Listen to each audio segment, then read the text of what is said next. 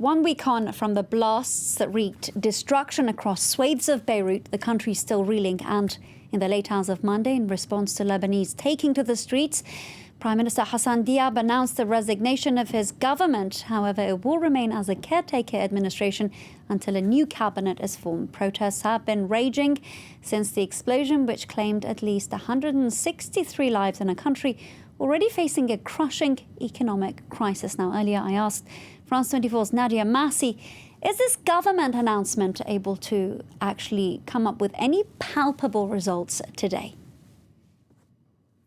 The resignation of this government simply means that they will stay in place in a kind of caretaker form until a new administration is agreed upon, voted upon by politicians, and that new government with a new prime minister sworn in. Now, we don't have a timeline for how long that could take. There are suggestions this morning that it could be 3 months, perhaps even longer. Now, when it came to the appointment of the last prime minister, Saad al-Hariri, it took several months, far longer than 3 months, for his appointment to be made, and that was without this massive economic and political crisis that Lebanon is currently living through. So don't expect there to be any major changes on the political scene in the coming days. And that is likely to be an extremely serious source of frustration for the protesters who were out in force yesterday evening, met by tear gas by the internal security forces. There is likely to be a protest a bit later on today as well. And I suspect we will see more expressions of anger and frustration as the political process stalls.